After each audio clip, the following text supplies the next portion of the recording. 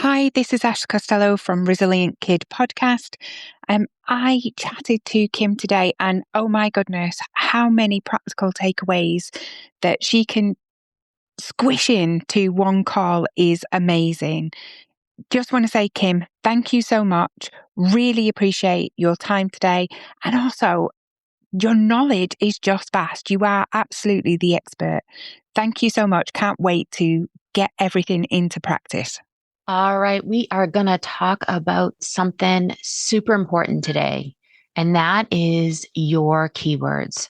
We are going to demystify keywords today on podcasting for your spiritual business. And this is Kim Parkinson, your host.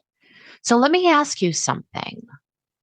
If you wanted to find a podcast about managing anxiety as a working mom, what would you type?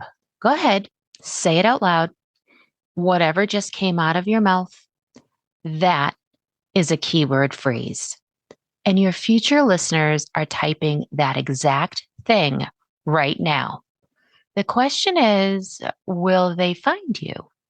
And it's not just what you think that keywords are, but how they actually work differently depending on where someone is searching. Spotify thinks differently than Google. ChatGPT thinks differently than both of them. Apple thinks differently than YouTube. And at the end of all of this episode, you'll know how to write for all of them. And you'll never stare at a blank episode title again. And your episode will be found. What are we covering today?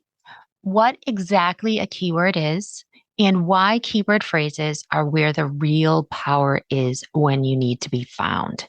How people search differently on podcast players, AI tools, web browsers, podcast distribution platforms, and what that means to you. And I have a few formulas and an exercise to see if you can really hone in on your keywords. So, a definition of a keyword, right? Let's see. Most people think a keyword is a single special word that you like sprinkle into your content to trick an algorithm, but it's not. A keyword is just a word or a phrase that a real human types or speaks when they are looking for something. That's it. There's no magic, no trick. It's just the language your listener is already using. And here's the key here. It's probably the language you're using, especially if they're your ideal client. Most podcasters are missing the real power that is the single keyword, right? They want to use a single keyword, but it's not just the single keyword, it's keyword phrases. That is 2, 3, 4, sometimes up to 7 more words strung together that describe a very specific thing that somebody wants. Nobody's searching for anxiety and expects to find exactly what they need. But managing anxiety during a career change at 40, yeah, that person knows exactly what they want. And if you've made that episode, yeah, they're going to find you. Let's just recap that real quick. A single keyword would be like the word anxiety. A keyword phrase would be the words, multiple here, managing anxiety during a career change at 40. It's specific person, specific need, and findable, right? Longer phrases is less competition, higher intention, and better, more engaged listeners. And they're finding exactly what they want to listen to. So think of a keyword as a door. A single keyword is a revolving door.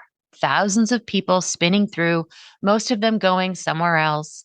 A keyword phrase is a specific door with your listener's name on it. They knock, you open, and that's the match that you're building towards.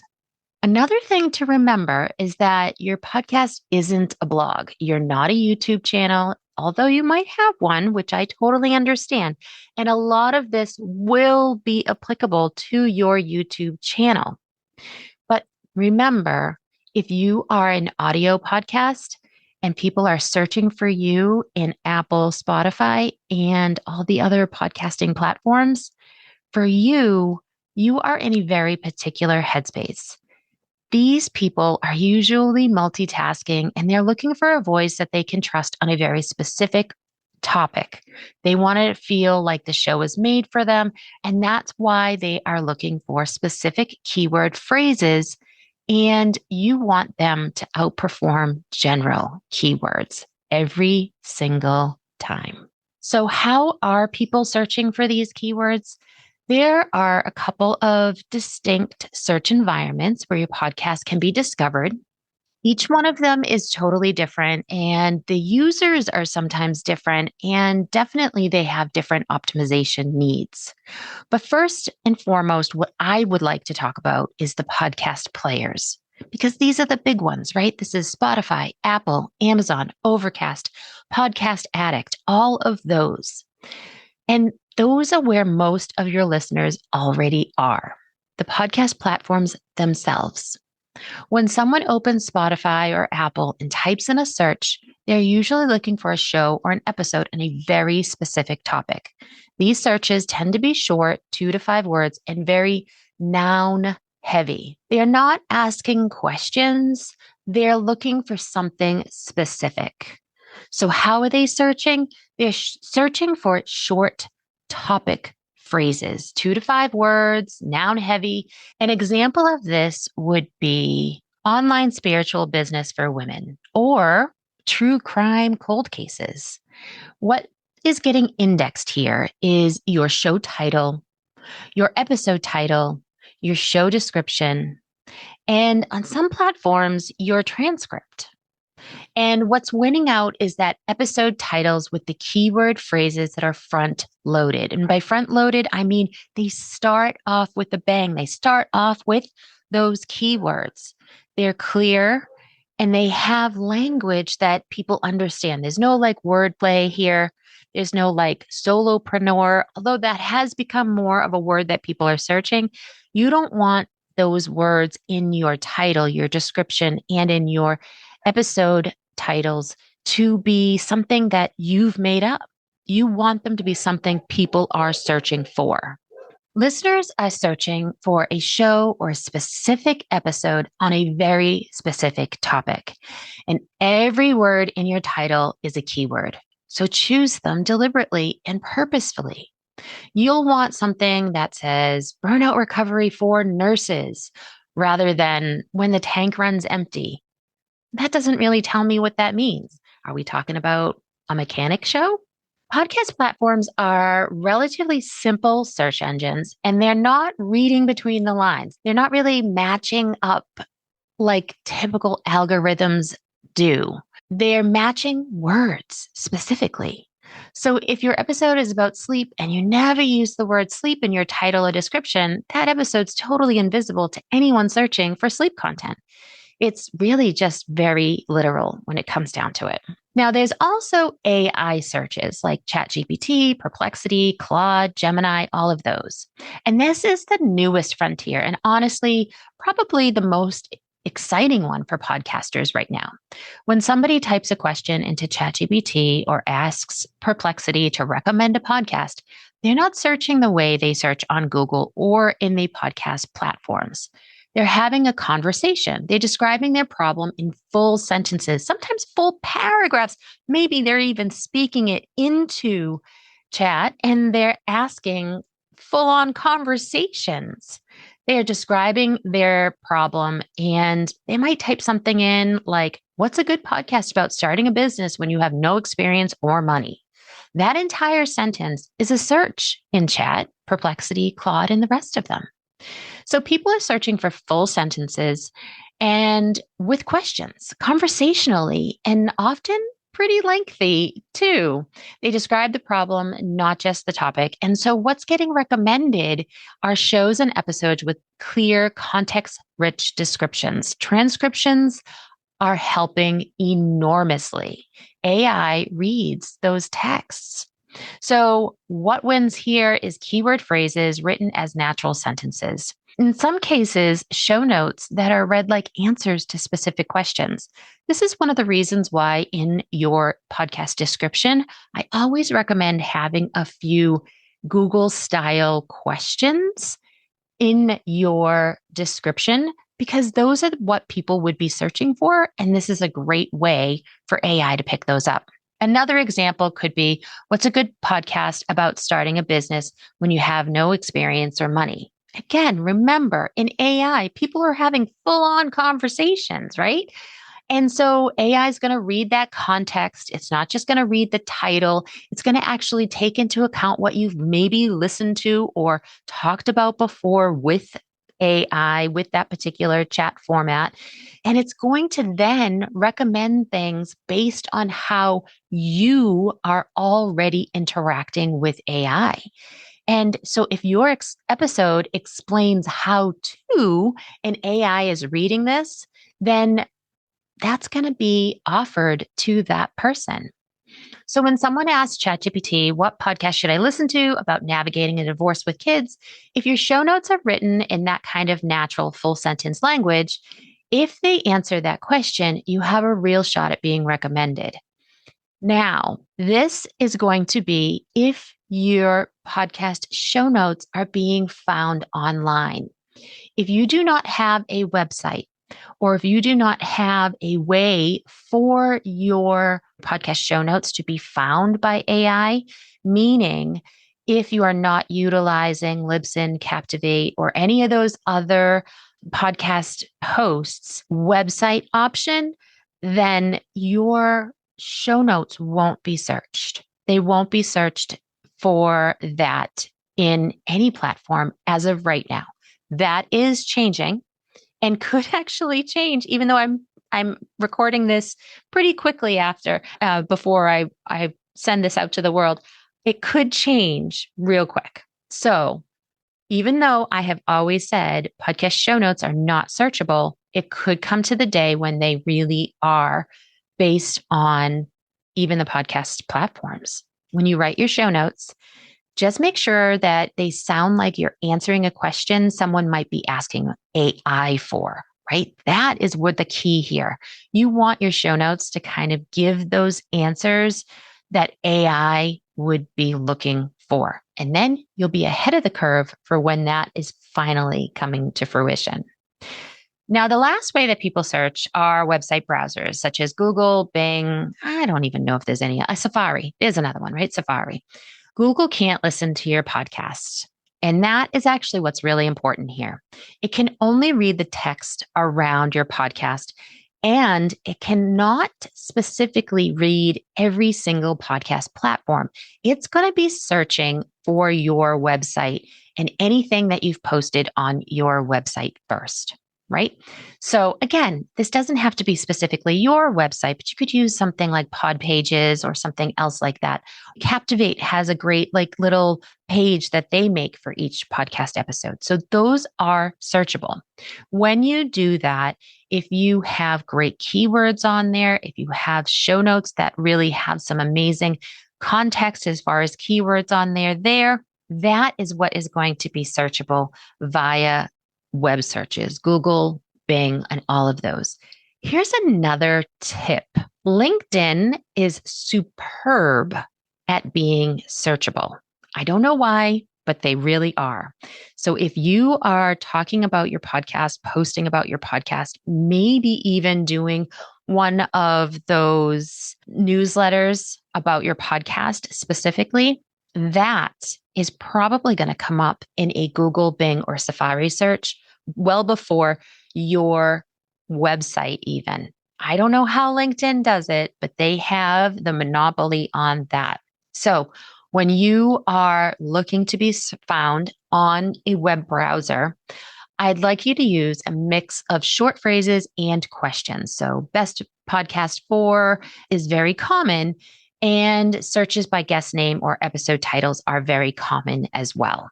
So you'll want to make sure that that is on your website, and your transcript is there as well, episode titles, and also LinkedIn. Really, LinkedIn is like a major producer here. I don't know why, but they really are.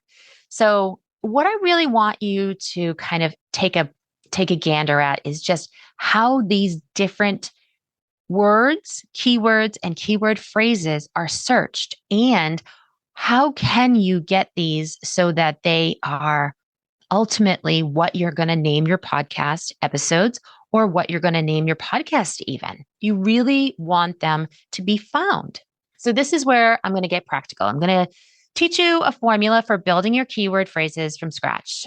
Even when you feel completely stuck, even when your topic feels really broad or complicated, give this one a try. So every searchable keyword phrase has the same anatomy. There's a who, the specific person doing the searching. There's a what, the topic, problem, or outcome they care about. And then there's the context, a situation, a constraint, a qualifier that makes it specific and real for that person. You mix all three of those elements and you get a phrase that a real person is going to actually type in. So remember, who? The specific person. Your audience is narrowed down, not just people, but working moms or first-time managers or nurses or women over 40. And then what? It's the topic, the problem, or the outcome, the thing that they're searching for help with or information about. Okay. And then the situation, constraint, or qualifier is what makes this specific to their life. For instance, without quitting your job or on a budget or in your 40s. So let's say you make a show for nurses. Your who is nurses. Your what might be dealing with compassion fatigue. Your context might be without leaving the profession. Put it together, dealing with compassion fatigue as a nurse without leaving the profession. That is a complete searchable keyword phrase. And I bet almost nothing on Apple Podcasts or Spotify has an episode with that specific title.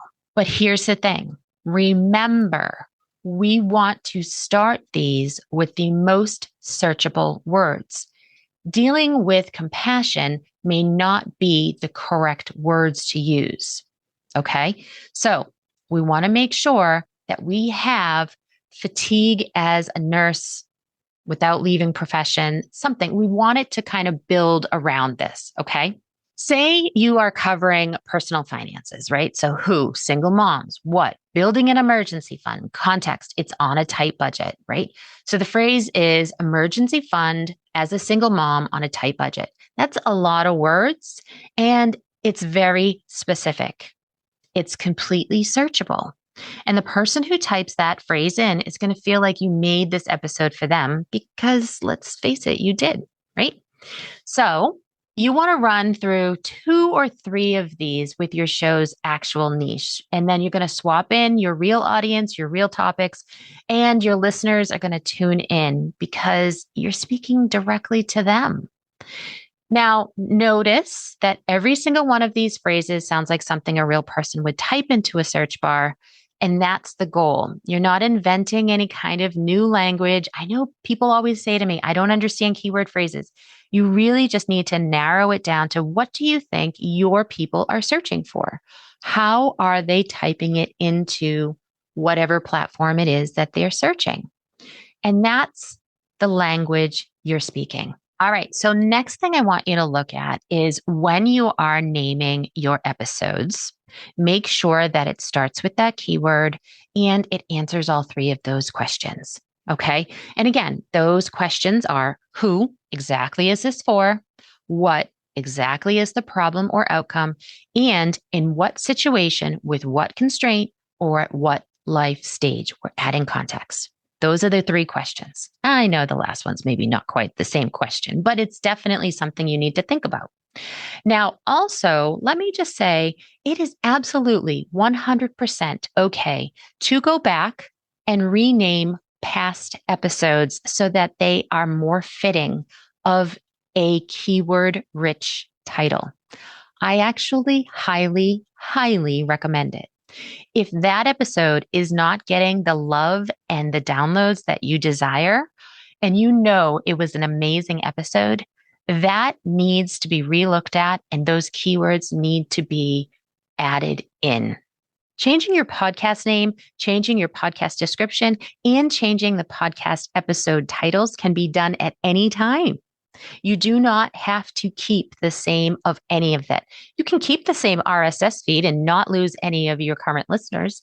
You can do a play off of your podcast title by keeping the original title and then just adding on some podcast keywords. Absolutely. But what I want you to do is make sure that you know who you're speaking to, what they need to be looking for, and what is that situation or what is that life stage that they are going to be searching for. That's so important in order to make sure that you're really attracting and aligning with your true listener that needs to hear your podcast episodes. All right. So again, a keyword is just a language that your listener is already using to look for you. It's a keyword phrase. It's not any kind of special language. Again, you're already doing it. So remember that when you're opening up a Google or Safari or an AI or any of that, what are you asking it? What are you saying to it? That's exactly what your listeners are saying as well. And so we want those podcast players, we want those AI platforms, and we want those searchable web browsers to be finding you and your podcast, and specifically the episode that that person needs to hear. Because once they hear the first one, hopefully they'll just stay and they'll continue to listen and be super fans in the end. So hopefully this demystifies keywords just a little bit more. And remember, if you're stuck and you're staring at a blank title and nothing's coming up, make sure you do the exercise and then ask who specifically, what specifically, in what situation. 3 questions and you'll have a phrase every single time. They are what you and your listeners are searching for. If you're finding that you're having trouble understanding where these keywords and keyword phrases are, please reach out. Set up a call with me and we can go ahead and we can talk about your keywords for your podcast. I have a free 20-minute growth clarity call that I'd love for you to join.